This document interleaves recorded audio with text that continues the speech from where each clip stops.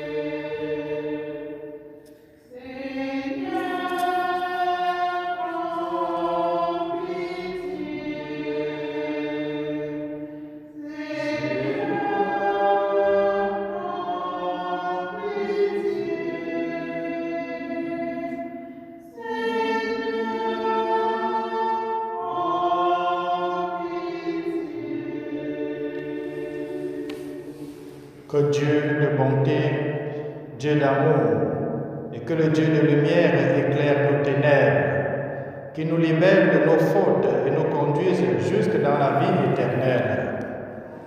Le Seigneur soit avec vous. Prions. Dieu qui a réconcilié avec toi toute l'humanité, en lui donnant ton propre Fils, augmente la foi du peuple chrétien, pour qu'il se hâte avec amour au-devant des fêtes pascales qui approchent, par Jésus le Christ, notre Seigneur.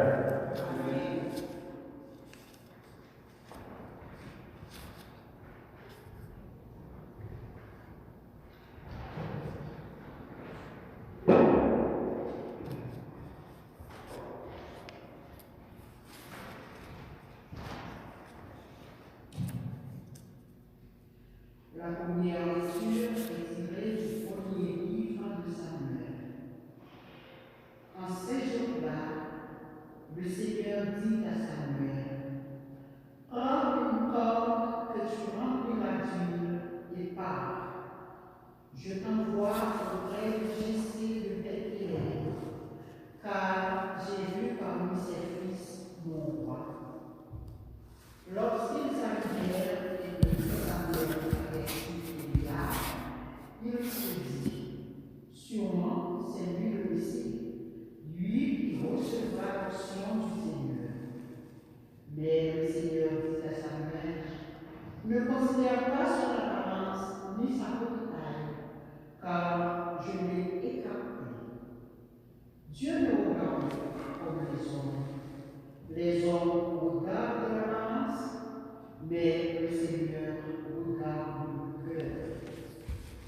Jessé présenta ainsi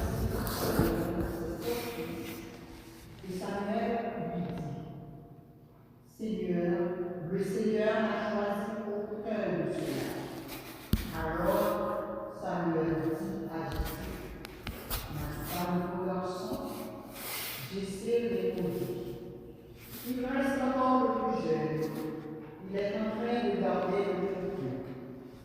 Alors Samuel dit à Jessé, envoie le chercher.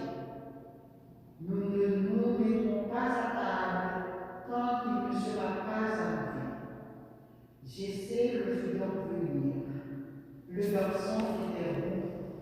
Il avait de beaux yeux. Il était beau. Le Seigneur dit alors, donne-lui l'onction. C'est dit. Samuel prit la forme pleine d'huile et lui donna l'onction au milieu de ses frères. L'Esprit du Seigneur s'empara de la ville à partir de ce jour-là. Parole du Seigneur. Nous rendons grâce.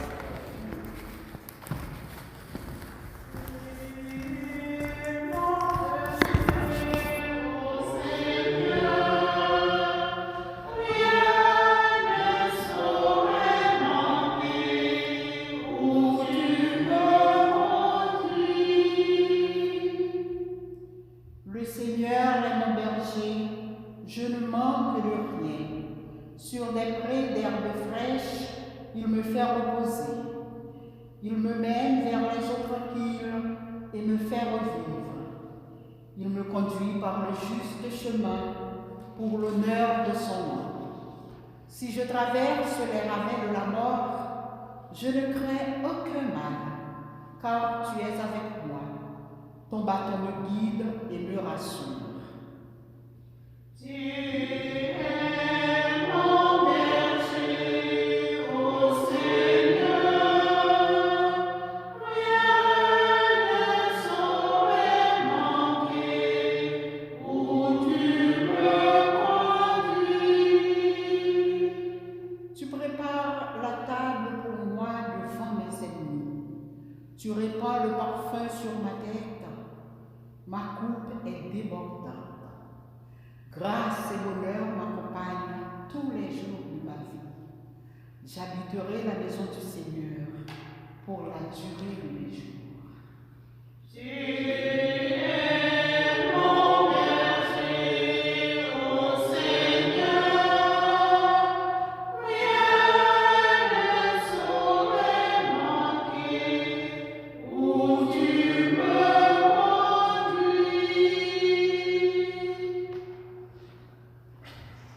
Deuxième lecture. Lecture de la lettre de Saint Paul apôtre aux Éphésiens. Autrefois, vous étiez ténèbres. Maintenant, dans le Seigneur, vous êtes lumière. Conduisez-vous comme des enfants de lumière. Or, la lumière a pour fruit tout ce qui est bonté, justice et vérité. Et sachez reconnaître ce qui est capable de plaire au Seigneur. Ne prenez aucune part aux activités des ténèbres. Elles ne produisent rien de bon. Démasquez-les plutôt. Ce que ces gens-là font en cachette, on a honte même d'en parler. Mais tout ce qui est démasqué est rendu manifeste par la lumière. Et tout ce qui devient manifeste est lumière. C'est pourquoi l'on dit, réveille-toi, ô toi qui dors. Relève-toi d'entre les morts, et le Christ t'illuminera. Parole du Seigneur. Nous rendons grâce à Dieu.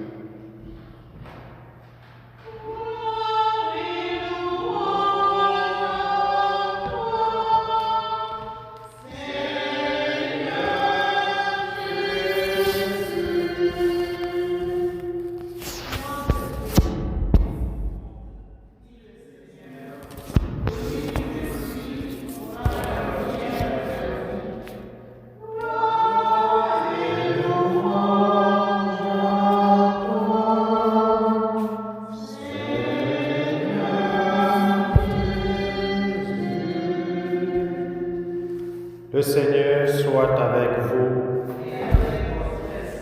Bonne nouvelle de Jésus-Christ selon Saint Jean. Nous allons prendre la lecture brève. En ce temps-là, en sortant du temple, Jésus vit sur son passage un homme aveugle de naissance.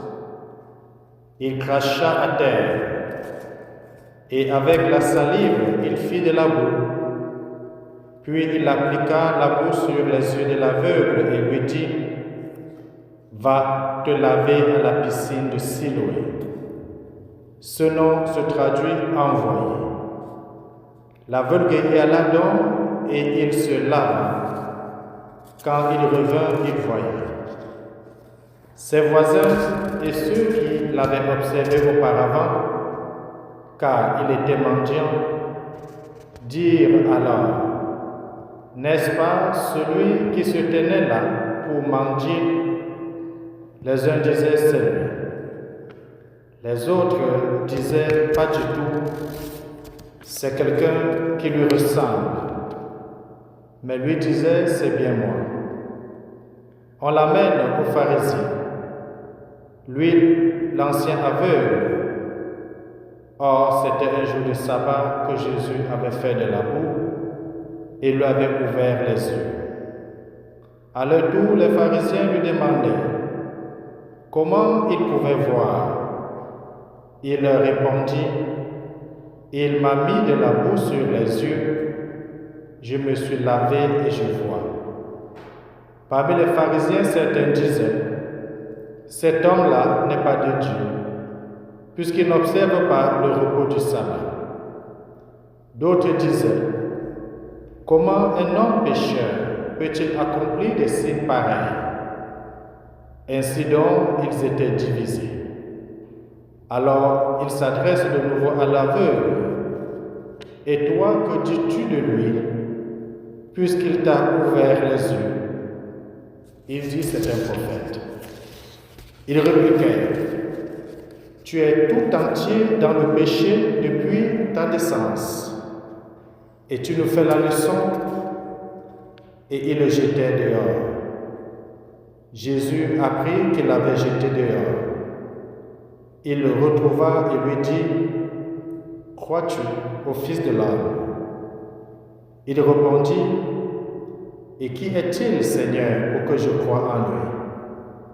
Jésus lui dit, « Tu le vois, et c'est lui qui te parle. » Il dit, « Je crois, Seigneur. » Et il se prosterna devant lui. Acclamons la parole de Dieu.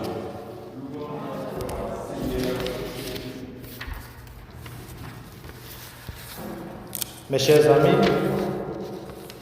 en ce jour du 4e dimanche du temps de Carême, je sais que nombreux vous êtes à vivre cet événement difficile face à ce que nous avons évoqué au début de la célébration, cette pandémie qui fait des boucles d'informations. Cette pandémie, que nous le savons tous, est la cause de beaucoup de décès au milieu de nous. Cette pandémie, que vous le savez peut-être mieux que moi, qui a permis la fermeture de plusieurs églises, de plusieurs zones de commerce. Le monde est affolé. Le monde semble être perdu. Mais aujourd'hui, les textes que nous venons d'écouter viennent justement nous donner de l'espérance, mais surtout de la foi. Et nous montrent que la foi, c'est une aventure communautaire, mais aussi une aventure personnelle. Dans la première lecture, nous avons écouté cette histoire, l'histoire de l'onction de David. L'onction faite par Samuel. Nous connaissons qui est Samuel. Samuel qui sera appelé 3 fois de suite pendant qu'il était encore au temple avec le prêtre Élie. Et Élie va lui dire, si le Seigneur appelle pour la 3e fois, « Dis-me voici, Seigneur. » Samuel est à la disposition du Seigneur. Samuel est donc envoyé par le Seigneur pour aller oindre un roi, un nouveau roi. En écoutant la première lecture de Samuel, nous pouvons dégager plusieurs enseignements. Le premier enseignement, c'est que chacun de nous avons une vocation particulière et spécifique. C'est le cas de Samuel qui a une vocation, mais surtout c'est le cas du roi David qui est ici choisi par Dieu pour être le roi de son peuple. C'est une vocation, c'est une élection. C'est Dieu qui choisit. C'est Dieu qui nous a choisis aussi chacun de nous pour que nous soyons les baptisés, pour que nous soyons des chrétiens. Et au-delà même, dans nos responsabilités quotidiennes, c'est Dieu qui agit à travers nous, c'est Dieu qui nous a choisis pour que nous soyons ce que nous sommes aux yeux des uns, aux yeux des autres, dans notre milieu de tous les jours. C'est ce que Saint José Maria de Escrivá, que nous connaissons peut-être bien, le fondateur de l'Opus Dei, va dire la sanctification au quotidien, c'est-à-dire la sanctification dans nos tâches régaliennes. Dans ce que nous faisons, c'est Dieu qui nous envoie pour que nous, dans ce milieu, dans cet instant, dans la tâche que nous réalisons, nous soyons le visage de Dieu, que nous soyons la lumière de Dieu. Ce qui se dégage aussi dans ce texte, c'est de voir comment le choix est fait. Samuel va rencontrer plusieurs personnes. Chaque fois qu'il va croire que c'est celui-ci parce qu'il est beau, parce qu'il est grand, parce qu'il est costaud, le Seigneur va lui dire non, ce n'est pas lui. Jusqu'à ce qu'un petit enfant vienne avec les cheveux roux, celui qu'on ne pouvait même pas imaginer qu'il devait être roi. Le Seigneur va dire, eh bien, c'est bien lui. Nous pouvons comprendre à travers cela plusieurs choses. Non seulement nous avons dit que c'est Dieu qui choisit, mais la deuxième chose qui est fondamentale, et le texte nous dit, nos regards ne sont pas les regards de Dieu. Nos regards sont des regards superficiels. L'homme regarde l'apparence, mais Dieu lui regarde le cœur. C'est ce que Isaïe va dire à Isaïe 55. Il va dire, les pensées de Dieu ne sont pas les pensées de l'âme. Nos pensées nous tremblent, la bénédiction de mon Père. Et on peut même l'appliquer dans la situation que nous vivons à l'heure actuelle. Certains ont tellement peur de la mort, peur d'être contaminés. Plusieurs messages sont véhiculés de gauche à droite. Est-ce que nous avons pris un mois pour dire, dans la situation que le monde vit, dans la situation que je traverse, qu'est-ce que Dieu pense? Est-ce que c'est notre ego, notre pensée matérialiste qui prime que de regarder le regard de Dieu et de chercher le secours de Dieu? Cela doit nous aider aujourd'hui. Dans l'épisode de cette rencontre de Samuel et de David, il y a un autre élément qui devait retenir notre attention, c'est l'onction de David. Samuel va prendre de l'huile pour le oindre, l'onction. Et c'est à travers cette onction que David va recevoir, si nous voulons, l'autorité pour pouvoir justement être le roi. Est-ce que, mes chers amis, nous n'avons pas reçu cette onction-là le jour de notre baptême? Le prêtre qui est choisi par Dieu a pris cette huile pour nous oindre la tête, pour nous oindre le front. Et il dit, nous sommes devenus prêtres, prophètes de roi par cette onction-là. Ça veut dire, une fois de plus, le bien de mon Père, que Dieu est en nous, Dieu est avec nous, Dieu agit dans tout ce que nous vivons dans notre vie de tous les jours. Et alors, est-ce que nous sommes pleinement conscients que nous avons été choisis par Dieu et que nous sommes aimés par Dieu? Si nous sommes choisis par Dieu et aimés par Dieu, c'est ce que Saint Paul va venir dans le deuxième de Dieu nous dire. Il va dire, nous sommes quittés des ténèbres, nous sommes quittés de l'obscurité. Autrefois, nous étions des ténèbres, mais maintenant nous faisons partie de la lumière. Autrefois, nous étions dans l'ignorance. Autrefois, nous étions éloignés de Dieu. Mais aujourd'hui, que Dieu nous a oints, nous sommes entrés dans la lumière, nous sommes avec la lumière avec Dieu, et nous ne nous arrêtons pas là. Il dit, nous sommes la lumière du monde et celle de la terre. Nous sommes appelés par la lumière qui nous habite, justement à éclairer le monde, à éclairer nos amis, à éclairer nos familles, à éclairer nos connaissances, et d'être au milieu de ce monde, justement, cette lumière qui éclaire et qui dirige l'humanité. Et j'aimerais attirer justement notre attention en regardant ce que notre pasteur, son excellent monseigneur Christian Lépine, envoie tous les jours comme lettre pastorale. Dans une de ces lettres pastorales, il a bien dit prendre soin du corps et prendre soin de l'âme. Et dans cette lettre pastorale, il dit, est-ce que la situation actuelle ne nous permet pas chacun et chacune de redécouvrir le don de Dieu dans les familles, de découvrir une fois de plus ce qu'on appelle l'église familiale, un thème qui était très cher et très important aux yeux du pape Jean-Paul II, le Saint-Pape. La famille. L'Église commence par la famille. La famille, c'est le lieu d'expérimentation de Dieu. Et Jésus lui-même, dans la Sainte Famille, nous allons voir, sera pétri dans cet enseignement-là, parce que sa mère Marie était pleine de grâce, et Saint Joseph, dont nous avons célébré il y a quelques jours, était un homme juste. Dans l'Évangile, justement, on voit Jésus-Christ, on voit comment la lumière nous permet de voir autrement les choses. Cet aveugle qui était pratiquement dans les ténèbres, qui était dans l'obscurité, va commencer à voir de ses propres yeux, à voir la lumière. Et cette lumière sera apportée par le Christ, par sa guérison, par sa libération. Mais le but de mon Père, j'aimerais, en sortant de cet évangile, nous attarder sur le comportement de cet aveugle à la fin de l'évangile. Dans son dialogue avec Jésus-Christ, il a été guéri sans savoir qui l'a guéri. Il cause avec Jésus sans savoir qui est Jésus. Mais il a la curiosité, il est à la quête du sens, il est à la recherche de celui qui est son sauveur. Et il va poser une question: qui es-tu? Jésus a dit: je suis le Fils de l'homme. Oui, je suis le sauveur que tu attendais, que le peuple attendait. Et la réaction de l'aveugle est immédiate: je crois, je crois. Il a fait ce cheminement de foi et il adhère à Jésus-Christ. Mais nous aussi, les bénis de mon Père, nous aussi, mes chers amis, mes chers frères et sœurs, nous avons cherché Dieu peut-être pendant longtemps dans notre vie.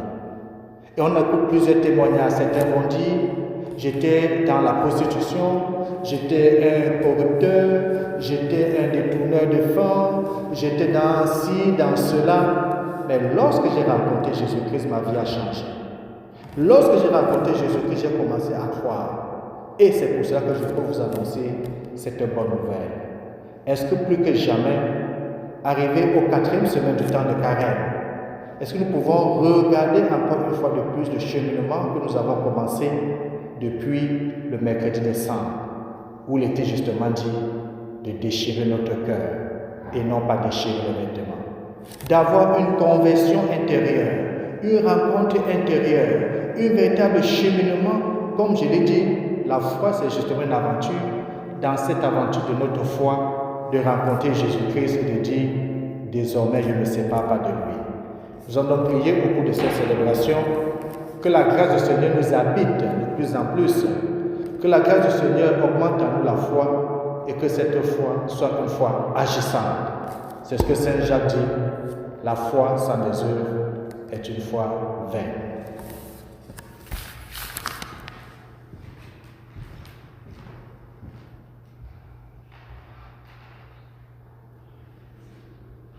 Nous pouvons nous lever pour professer notre foi.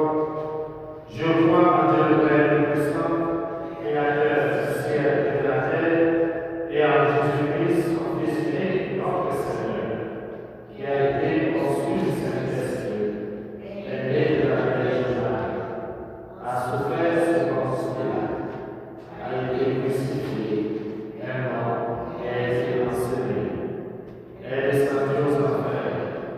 Le troisième jour, est ressuscité des morts, est monté aux cieux, est assis à la droite de Dieu le Père Tout-Puissant, d'où il viendra juger les vivants et les morts. Je crois à l'Esprit Saint, à la Sainte Église catholique, à la communion des saints, à la rémission des péchés, à la résurrection de la chair et à la vie éternelle. Amen. Bénis de mon Père, mes chers amis, nous allons chanter ensemble le refrain de psaume: le Seigneur est mon péché. N'hésitons pas maintenant à nous tourner vers lui pour lui confier nos besoins, ceux de notre monde, surtout les besoins du peuple actuel face à la pandémie, en lui disant: Toi, notre berger, conduis-nous vers la vie.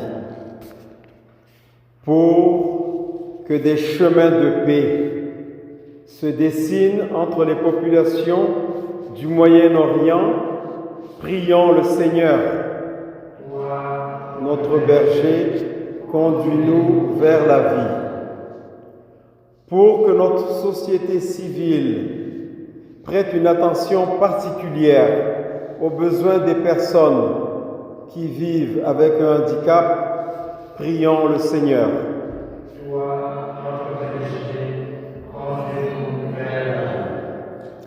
Pour que les catéchumènes trouvent sur leur chemin de vrais témoins du Christ, prions le Seigneur.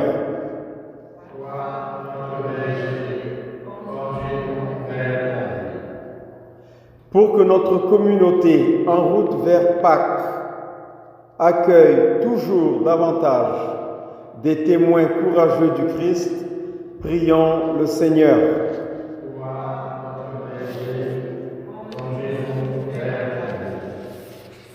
Prions pour le pape François, pour les évêques du monde entier, qui en ce moment difficile, pour des décisions difficiles aussi à prendre. Prions aussi pour les responsables de la communauté, les prêtres, les membres de l'équipe pastorale, les mariés, les membres du comité économique, eux aussi qui avaient le groupe auront des décisions à prendre pour conduire la communauté. Prions le Seigneur. Toi, notre Père Jésus, Conduis-nous vers la vie. Dieu notre Père, toi notre berger, accueille nos demandes. C'est avec confiance que nous te représentons, car tu es notre Dieu vivant et fidèle pour les siècles des siècles. Amen.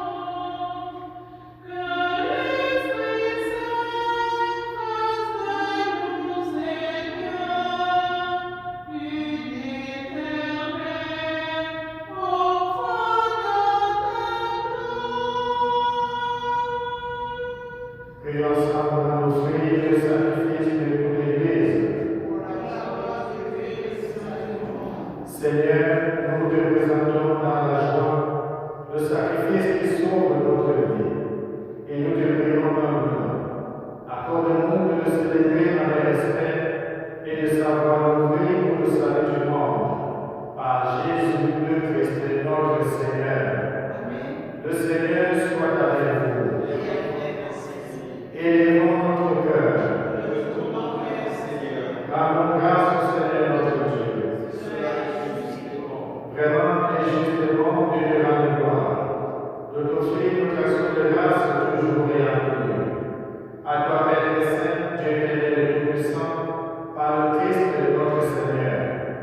En prenant la condition humaine, il a guidé vers la lumière de la foi, l'humanité qui s'en allait dans les ténèbres. Et par le bon qui fait renaître, il a donné aux hommes, et dans le péché, de devenir vraiment fils de Dieu. Voilà pourquoi le ciel et la terre t'adorent. Ils te chantent leur hymne toujours ouvert. puissant notre voix à celle des anges, nous t'acclamons. Le Seigneur est votre saint, le Seigneur est saint, le Seigneur est votre saint, le Seigneur est saint, le Seigneur est votre saint, le Seigneur est saint, Seigneur saint, Seigneur saint, Seigneur saint, Dieu de tout l'univers, le Seigneur est saint, le Seigneur est saint, le Seigneur est saint, le Seigneur est saint, Seigneur saint, Seigneur saint, Seigneur saint,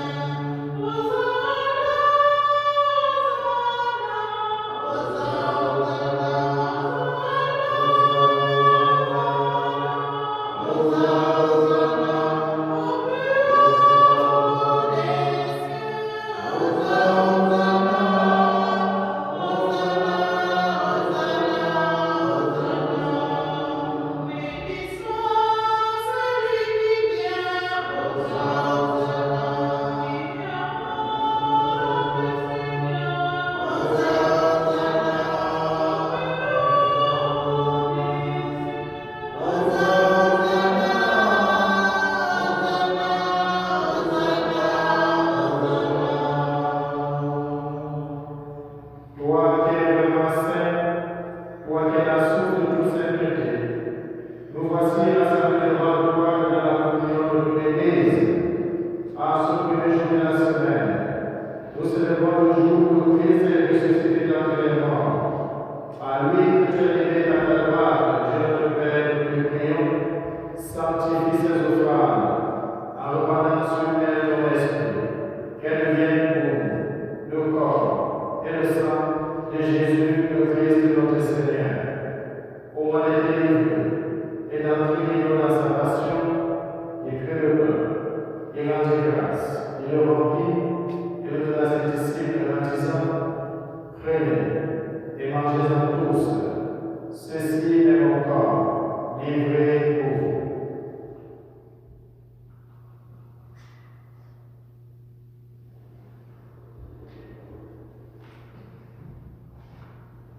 De même, à la fin de prêcher la coupe, de nouveau il rendit grâce, la donna à ses disciples en disant, prenez et buvez-en tous, car ceci est la coupe de mon sang, le sang de l'alliance nouvelle et éternelle, qui sera versé pour vous et pour la multitude, en rémission des péchés. Vous ferez cela en mémoire de moi.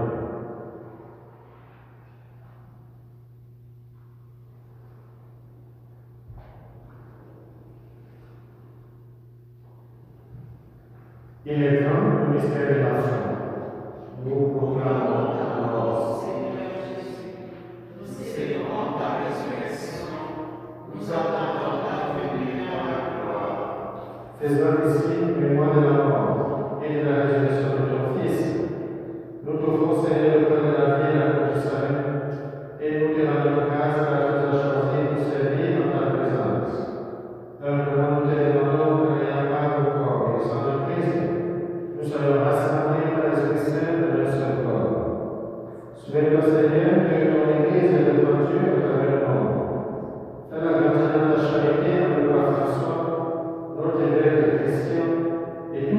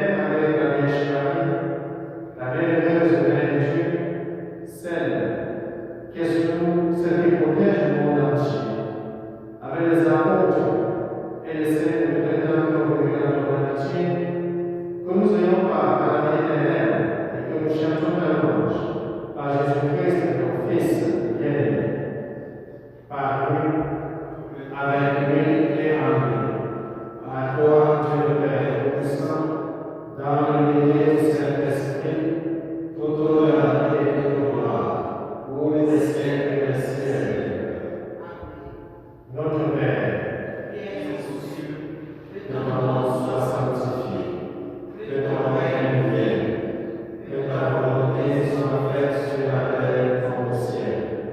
Donne-nous aujourd'hui notre pain de ce jour. Pardonne-nous nos offenses, comme pardonnons aussi à ceux qui nous ont offensés.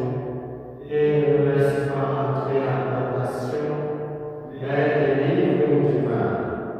Délivre-nous de tout mal, Seigneur, dans la paix de temps, pas dans les épreuves du péché. Rassure devant les épreuves de cette vie, nous espérons demander que tu promets et l'avènement de Jésus-Christ, notre Sauveur.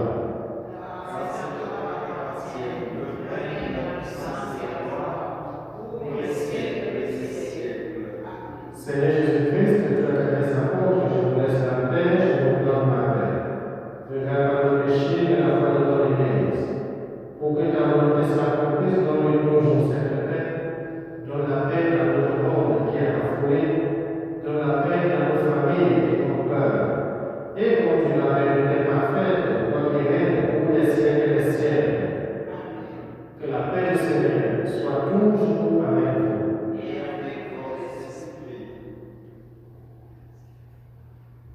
Agneau de Dieu, qui enlève le péché du monde. Agneau de Dieu, qui enlève le péché du monde. Pitié de nous. Agneau de Dieu, qui enlève le péché du monde. Donne-nous la paix. Heureux sommes-nous les invités au repas du Seigneur. Voici l'agneau de Dieu qui enlève le péché du monde. Il a dit seulement une parole et je serai guéri. Que le corps et le sang de Christ nous gardent pour la vie éternelle.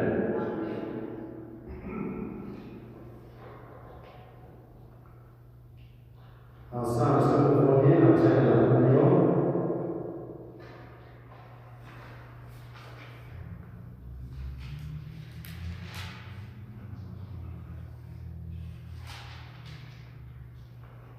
Le Seigneur sur les cieux. Je suis lavé et maintenant je vois et je vois.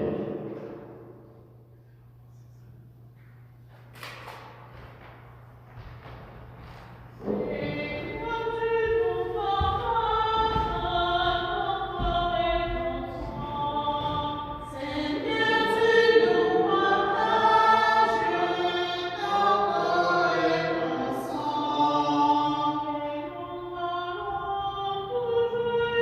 you.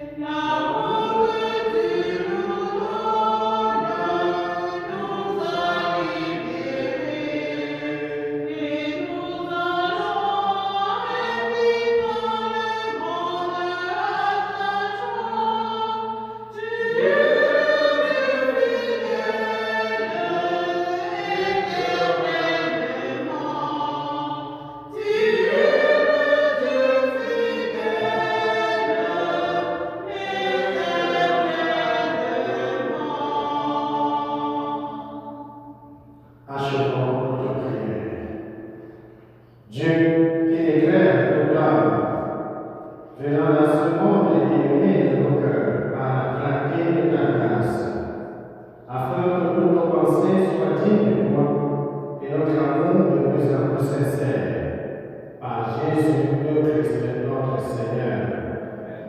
Alors, mes chers amis, nous vous invitons à continuer à rester dans la prière. Récitez le chapelet lorsque vous êtes chez vous, lisez votre Bible, méditez les textes bibliques et partagez tout ce que vous recevez comme méditation quotidienne, comme prière, comme célébration, pour permettre à ceux et à celles qui sont confinés comme nous de pouvoir vivre un moment de foi, un moment de prière. Le Seigneur